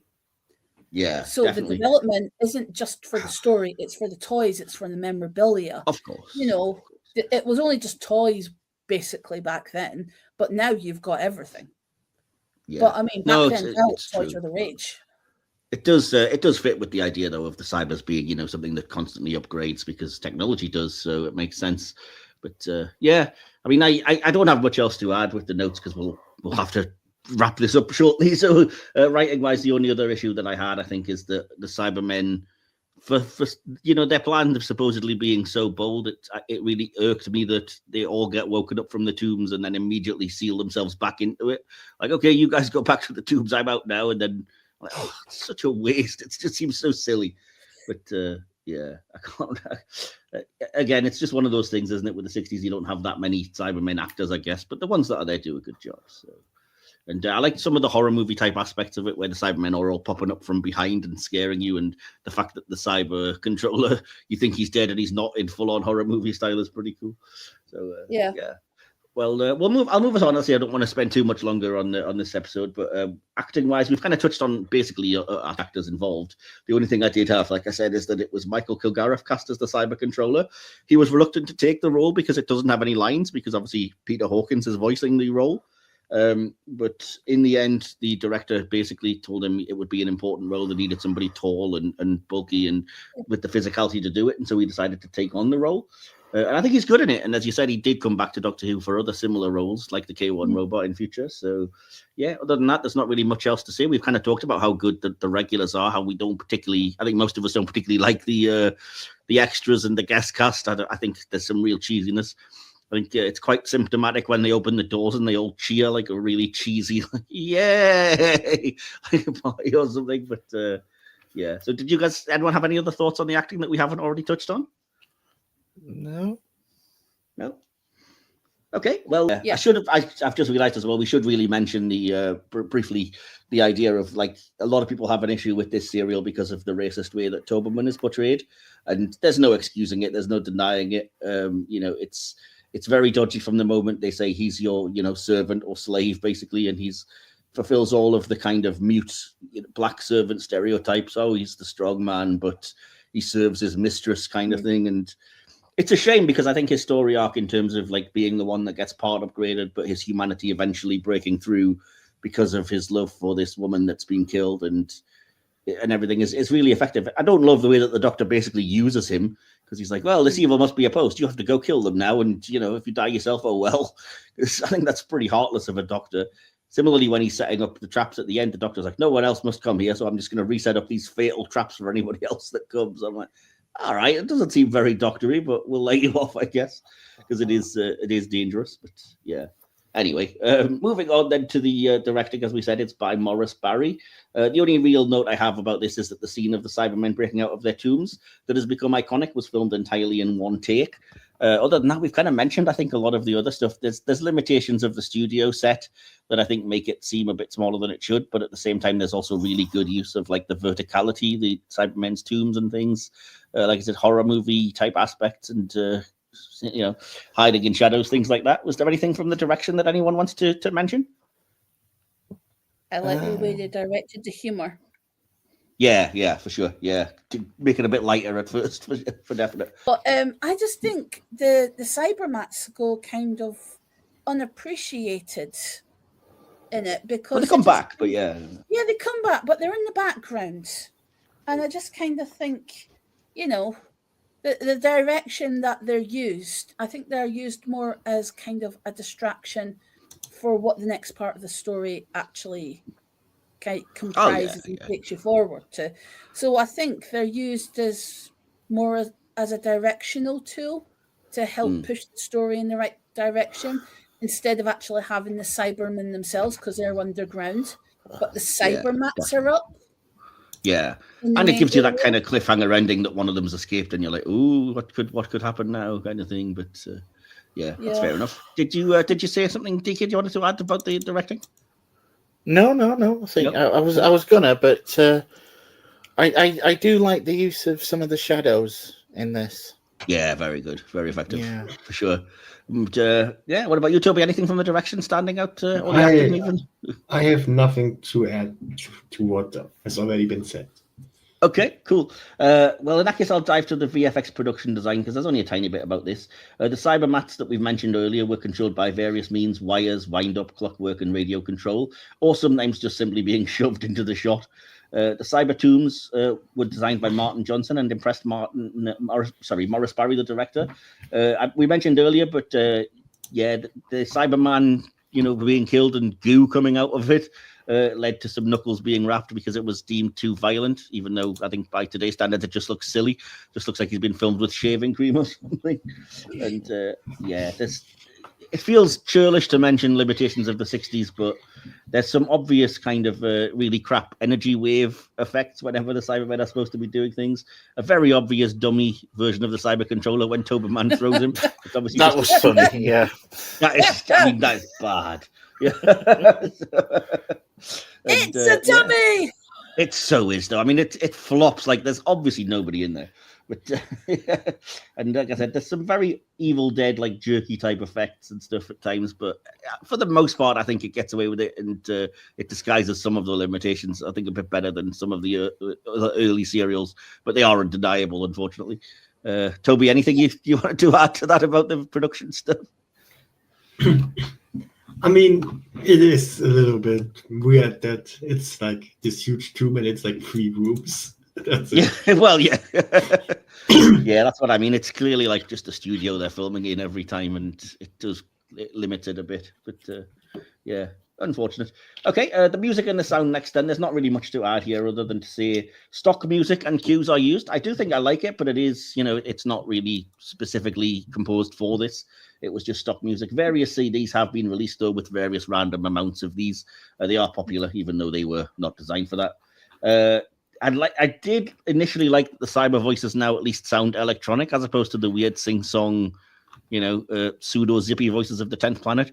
But my word, they started to grate on me so much after a little while because that reverb, and again, we mentioned this off air, DK, we can't even understand what they're saying half the time. Yeah, it's just like, what? What is he saying? How can I be threatened?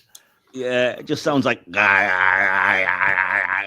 God, what are you saying? I can't hear you for that annoying frequency noise you're making. But yeah, so they still haven't quite perfected the voices.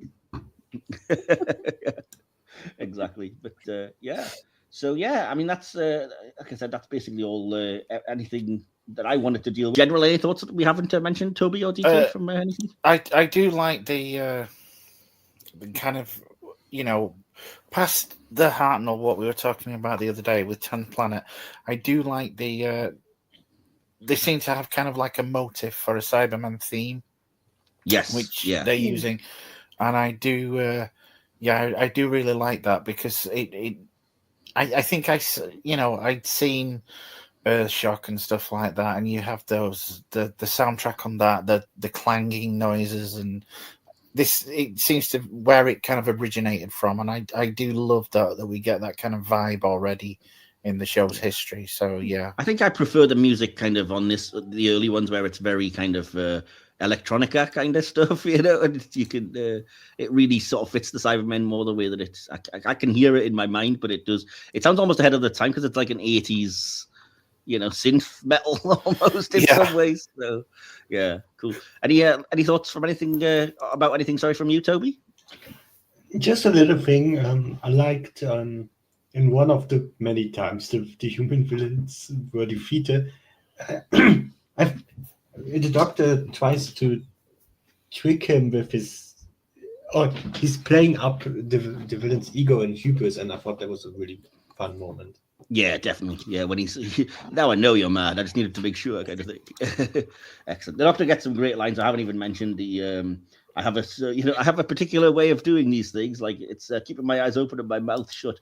And you've got to love the incredibly cheesy dad pun joke of you could say he had a complete mental breakdown. Yeah, and Jamie groaning in the Doctor like, I'm so sorry, Jamie. Yeah, I'll just shout out those couple of lines. Right then, we're almost to the end, but we have to go over and ask your opinions, as we always do. We did that on social media, and we got quite a heavy response for this one. I'm not dealing with it because DK volunteered and is probably regretting it because it's actually quite a hefty amount of feedback we have for this one. I am actually, because I can remember asking earlier today, I'll do the feedback, mate. Just send it me. Yeah. Boom. There's a big tome dropped on my desk. We open the Subwave network and hand it over straight to DK for the audience's thoughts on this one. I'm transferring the Subwave network. Yeah, we'll go straight to good old Will Templar here. He says, controversially, I've never liked this one. Though it's long overdue a rewatch. Unlike a lot of other Cyberman stories, I never gave this a thorough review on Letterboxd. I just said that it is overrated, so I'll do this one from memory. It's largely dull, teetering on racist, but one of the redeeming moments is the sweet scene with the Doctor and Victoria. In June 2021, I seem to have given it a 3 out of 5, so I'll stick with that. A marked downgrade on the 10th planet. Just run into my fist, Will. Cliff Chapman over on our Facebook socials, he says, outstanding. The regulars are a joy. The rest of the cast are great. It's lit and shot mostly very, very well. It's easy to make a bad faith assumption about Toberman, but the point is always he's a strong man, hired and paid, not a slave. And although his brute force seems the point, the twist is his intelligence. Strength and humanity overcomes the cyber conversion, which is flawed now, but well-intentioned then. Such a pity the iconic designs didn't make it to Attack of the Cybermen. There were plenty of photographs. Okay. In the Cyberman Supremacy group, Teresa Malady gives it a 10. Philip Power says gives it a 5. He says, dang, now you've done it. I got to root out this story and watch it again. Andrew Bryan gives it 5 out of 5 just because it's Pat Troughton. John Whitehouse says it's overrated by its lost and found status. A solid 4. On the Cyberman Supremacy once again, Craig William Greenslade says 3.5 out of 5. A fantastic premise, and the first 2 episodes are full of mystery and atmosphere, partly down to Patrick Troughton's more subdued and calculated performance, which harks back to his early episodes. However, once it stops being a puzzle box, death trap, the story plods to a near halt. Tension is replaced by padding, and Klieg and Kaftan are made into a couple of panto villains that lose credibility in minutes just to keep the heroes busy, with overly stagey twists to match. Victoria is also their perfect foil as the panto damsel throughout nearly all of Season 5. The Cybermen are never allowed anything more... Cybermen never allowed to do anything more than threaten to leave the tomb, while a series of set pieces are superbly directed. It never really amounts to much dramatically. Not unlike a lot of the Hammer horror films, it is partly a pastiche of. Troughton's performance and the Cyberman fight scenes on film, as well as the spooky set design, are the only real highlights. A creative and solid start to Season 5, but ultimately a lot of came after was much stronger. So... was that it? No. I'm just trying to get the other ones up.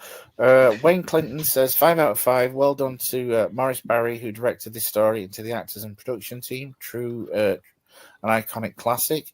Tom Jordan gives it a 5 out of 5. Stone cold classic in every sense of the word.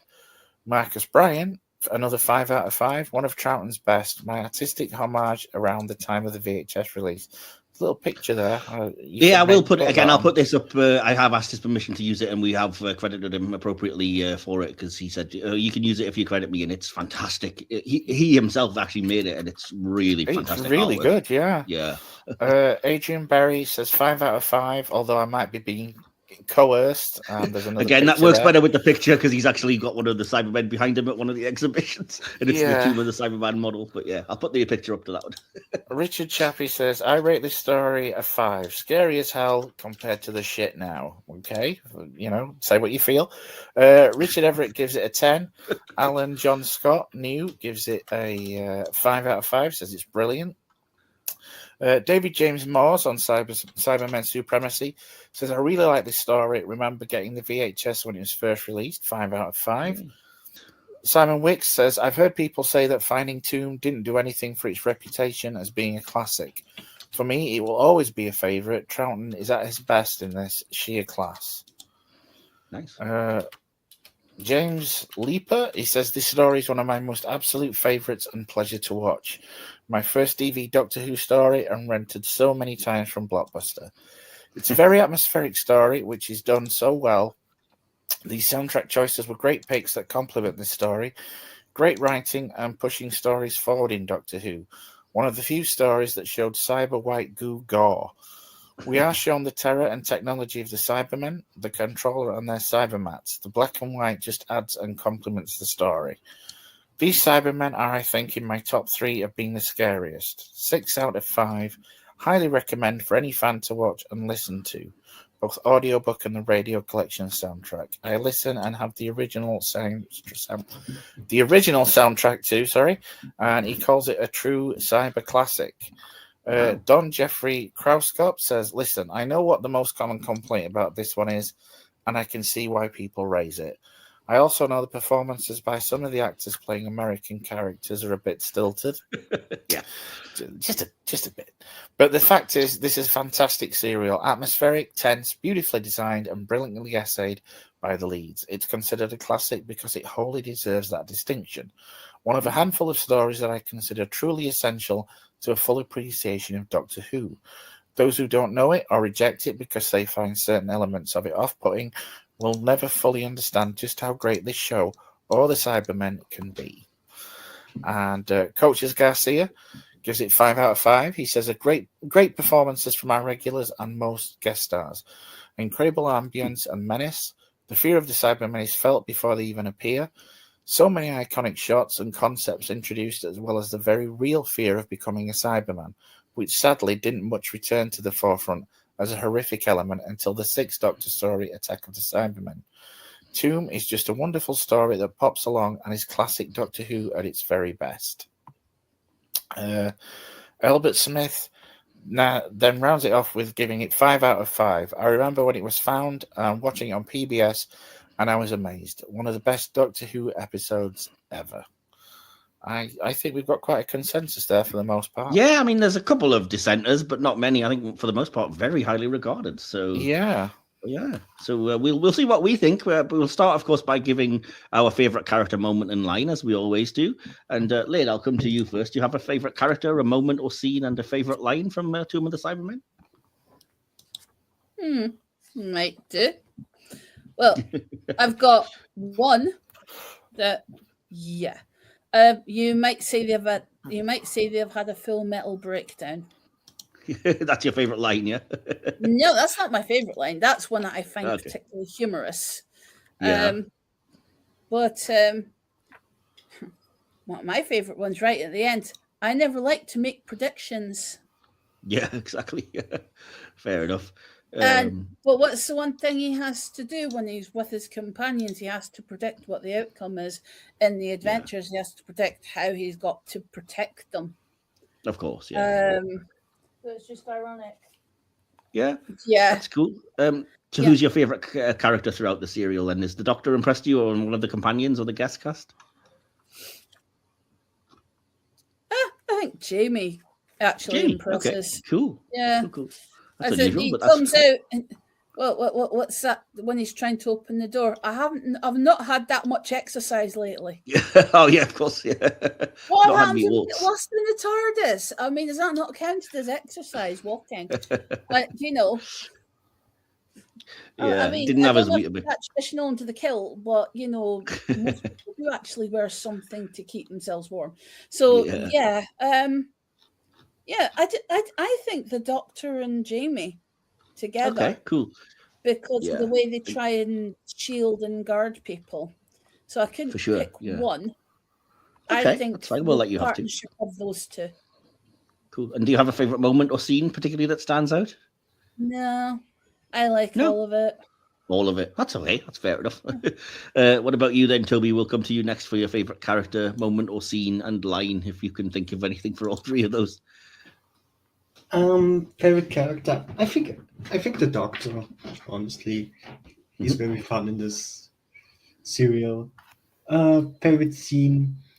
It kind of has to be the one between the Doctor and Vicky and Lord Lars. I think that's just too good of a scene to not have. Yeah. And my favorite line. I already said earlier that I had a line, and it is, "That's all right, Captain. It's comforting to know we have your superior strength to call on should we need it." You've got to love sarcastic, Doctor.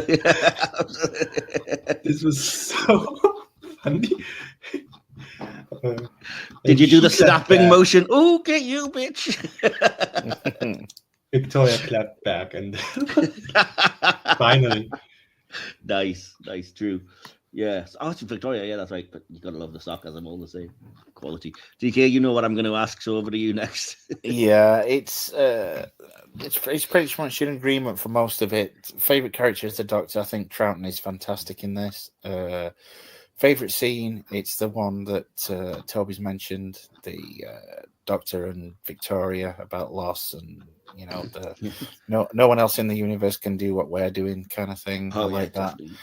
The line, it's not so much the line itself, it's the way it's delivered. And I'm paraphrasing it, but it's where he's kind of mouthing off to the cyber leader and saying, tell us your plans. And then the cyber leader turns around and goes, you don't have to tell us if you don't want to.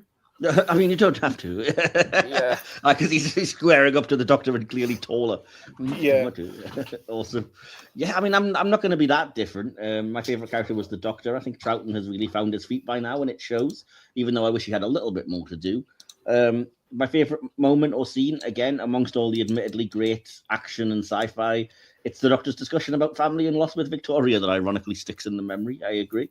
And my favourite line, the cyber controller, you will become the first of a new race of Cybermen. You will return to the Earth and control it. Everything we decide is carried out. There are no mistakes. Jamie, a new race of Cybermen, but we're humans. We're not like you. Controller, you will be. Oh, sinister. I like it. I don't know how you could decipher that first part of that conversation. I looked it up on IMDb quotes. Yeah, I thought so. Sorry, I what I should have said was, but we're not like you. shout out to the Doctor with script side again. Exactly. Right then. So yeah, we're nearly there. All that remains is for us to give our conclusions and our scores out of 5 stars, and then finally rate this thing. So Lynn, I'm going to come to you first. Do you have a conclusion and a score out of 5 for this one?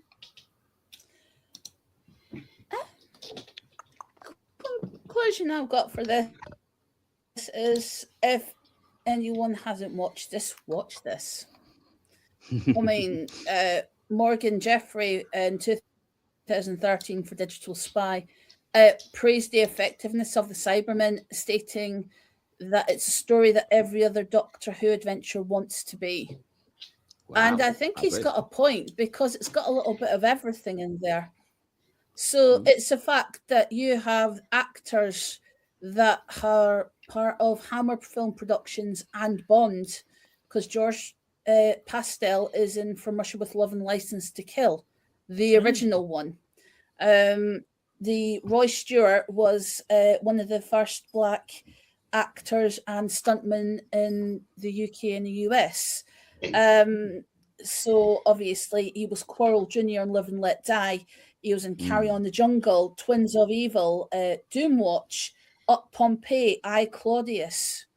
So if you want something that's got quality acting, it's got humour, it's got, I don't know, what topic would you call it? Family. Kind of that touching moment that people look for before it goes back to the action. I mean, for me, it didn't hit as much as it did the first time, because obviously William Hartnell left his granddaughter, but then he's treated every other companion that's came on board as though they're the grandchildren that are just coming along for the ride.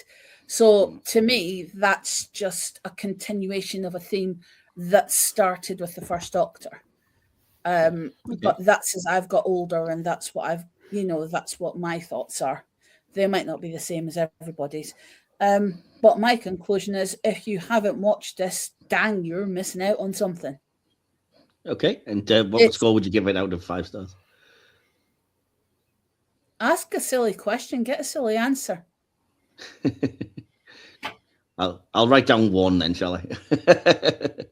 Nah, I'd say 6 out of 5. 5. Okay. We'll call it a 5 just for the purposes of math. Yeah. Awesome. Cool. Toby, I'm Troughton through and through. You Nothing should wrong with that. expect that. Awesome. Toby, over to you. Do you have a conclusion and a score out of 5 for us?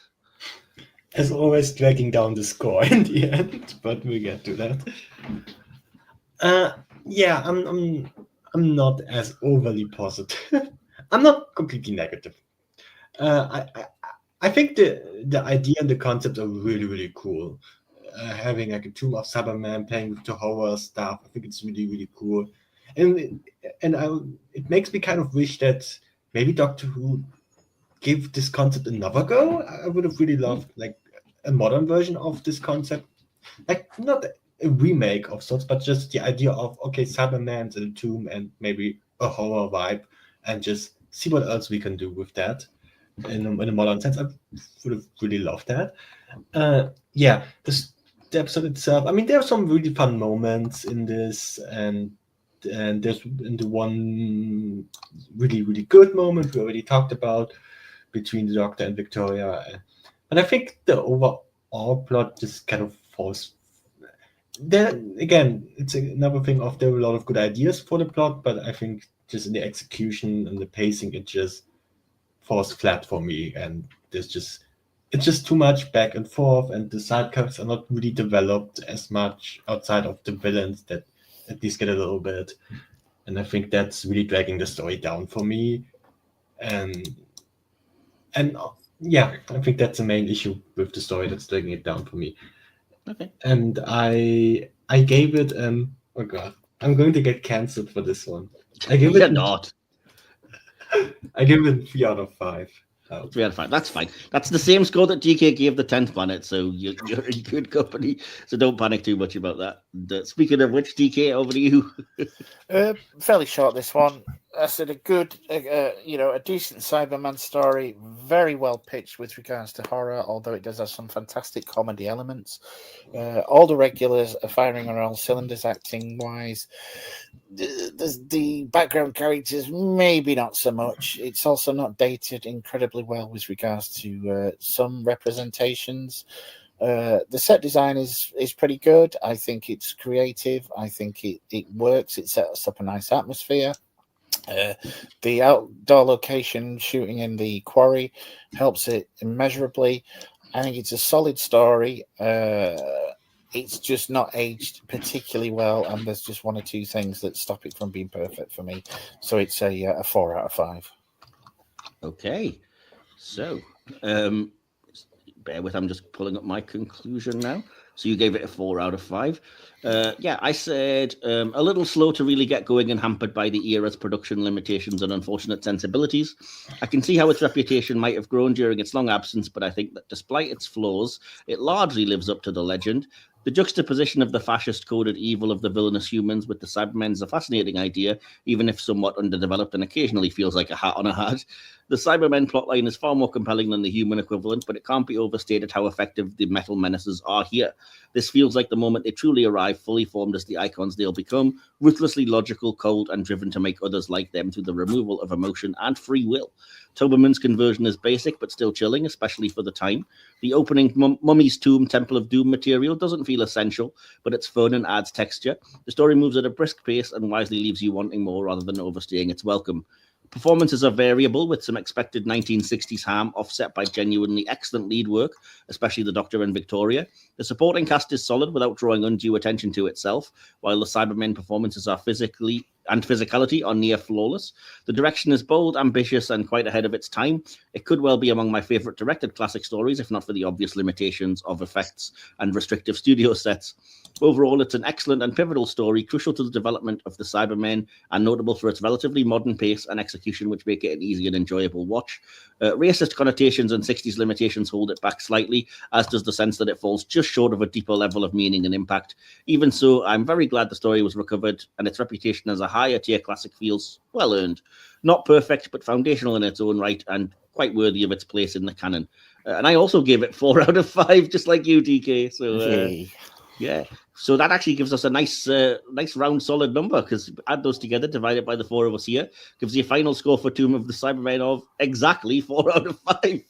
So nice. Yeah, it seems quite neat, and there's something quite pleasant about that. So yeah, awesome. we'll pack that away then as the Cybermen head back to their tombs, and we'll probably do the same. Just remains for me to say thank you to everyone who's listened to this, if you've made it this far, and thank you, of course, to all of my guests for joining us here. Thank you, DK, for always being my humble right hand. No worries. Cyberized or otherwise. Yeah. Do you have anything you wanted to quickly plug before we head out that's coming up? Or No, just keep checking out my cult classics. Someone needs to. It's we've got some good movies on there, so yeah, give it a chance. We've got some good guests on there too. please do, over on the Silver Screen podcast. Yeah, we need to big on numbers up because it's starting to drop, and we need some support for our film stuff as well, which we're very good at, if I do say so myself. So yeah, awesome. Toby, thanks again for joining us for, again, one of several episodes you've now been on. And did you have a good time here? And do you have anything you want to plug? Yes, great to be back. I always have a good time, and please follow me on Blue Sky. Please, someone follow me. You always say that, and you never say what your actual handle is. It's darksonic@bluesky.social, right? Yes, but okay. No one follows me anyway. Keep bringing it up, and no one's following. We'll keep trying. You never know. Somebody might follow you from here.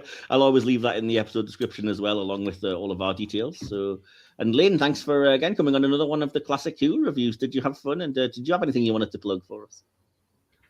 Oh, I love this. There's nothing wrong with a bit of Cybermen. I tell you. No, you've got to love them. You gotta love them. Someone's got to love the villains. Like my daughter loved the Daleks. Yeah. She wants to be inside one and actually operate one. What? We might be able to do that.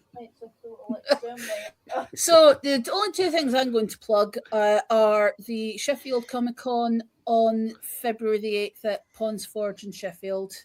Look on Facebook on how to get tickets.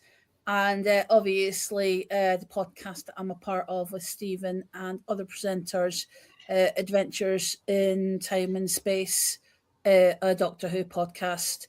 I can never remember the rest of the bump. He's better at that. But Stephen did actually send me the links to everything, which I will leave in the episode description, because he emailed me every link, which is really handy because I'll just use it whenever any one of you guys are on. So yeah, there's links to all of the Thistle podcasts, including Adventures in Time and Space, the Doctor Who one. So yeah.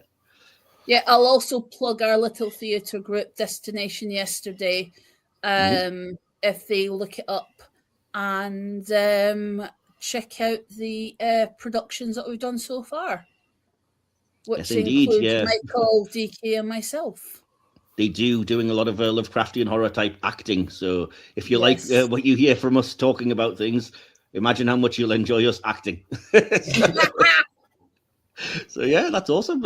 It's been a really good episode. I've had fun talking with everyone. We could have probably went on a bit too long, but that happens with these big stories, and I'll try and edit it down a little. But if you do want to find any information about us, you can always find it in the episode description. The link tree that's linked there will take you to all of our social medias, or you can just look up the names of the various podcasts, and you'll probably come across us on Instagram, Threads, Blue Sky, Facebook, etc. And thanks again, as I said, for joining us for all of this. Do come back, because next week we are going back to Modern Who as we keep zigzagging, and we are going to be experiencing a haunting at Villa Diodati next week. So yes, looking forward to that one with Toby, Stephen, and Lynn. And in the meantime, we'll say goodbye, and we'll definitely be back for that next episode, although I perhaps shouldn't say that because I never do like to make predictions. Goodbye for now. You've been listening to the Hit or Miss Doctor Who podcast, part of the Hit or Miss Who Trek channel. Hit or Miss Doctor Who is hosted by Mike Wilson and DK. Behind the scenes and additional material by DK, scripted, produced, and edited by Mike Wilson. Adapted from an original podcast created by Will Templar. Follow us on YouTube, your podcatcher of choice, and our social media. Links to all of these can be found by clicking on the link tree in the episode descriptions. This podcast is a Media Matters original production. Don't forget to like, subscribe, and share this podcast through all of time and space. We'll be back for another thrilling TARDIS trip soon, but for now, Doctor, I let you go.